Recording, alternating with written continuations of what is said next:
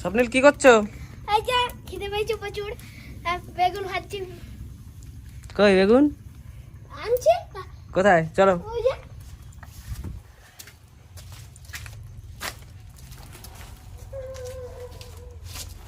এই দিক দিয়ে আসো, এই দিক দিয়ে। এই একটা বড় আছে, এই যে এই যে এইটা তুলো।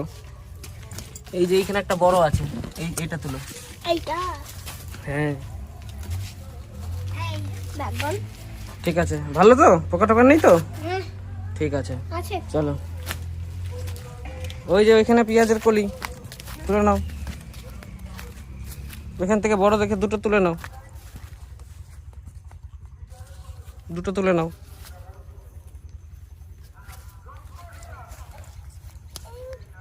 দু তিনটে ধনে পাতা নিয়ে নাও।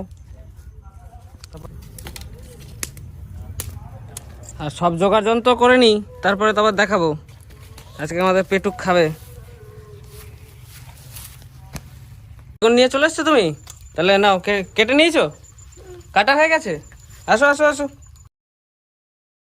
তাড়াতাড়ি নাও। নুন হলুদ দিয়ে নাও, বেশি করে দাও। আমি দিয়ে দিচ্ছি, আমি রেডি করে দিচ্ছি। নাও নাও, তোমাকে রেডি করে দিচ্ছি। ঠিক আছে নাও। আমি খেতে শুরু করে দেবো এখন ইলেছি। তাই বেগুন ভাজা খেয়েই যাবো। তারপর যা হয় হবে। তাহলে আমি ভেজে দিচ্ছি স্বপ্নিল। হ্যাঁ লবণ দিয়েছি, লবণ হ্যাঁ লবণ দিয়েছি। চাপা চাপা। এবার একটাই যে ছোট কাকার টেস্টিং এর জন্য দিয়েছিল, অনেক ভাজা হয়েই গেছে প্রায়, আর একটু বাকি আছে।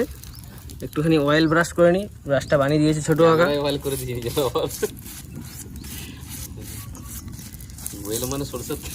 শুধু ওয়েল বললে বলে শালা নিজে ফেলতে। ওদে বেগুন ভাজা রেডি, চলে আসো। সিরিয়াসলি একদম ভাজা হয়ে গেছে একটা।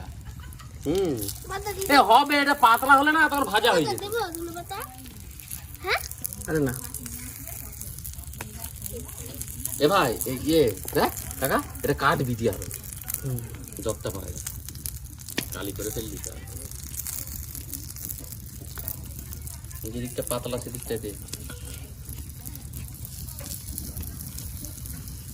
এরকম করেই ভিডিও করে পাঠিয়ে দিলে ওতেই মানে লাইভ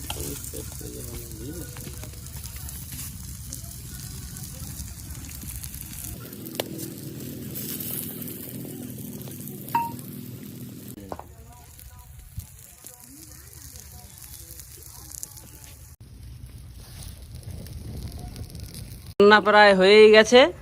এবারে টেস্টিং চলছে আমাদের মোটু ভাই। খেয়ে বলো কেমন লাগছে, কেমন টেস্ট? Heavy heavy. ছোট কাকা কি বলছে? ও ফ্যান্টাস্টিক, এমন জবাব হয় না। আচ্ছা, নতুন এক পদ্ধতিতে আমরা এই বেগুন ভাজা করছি।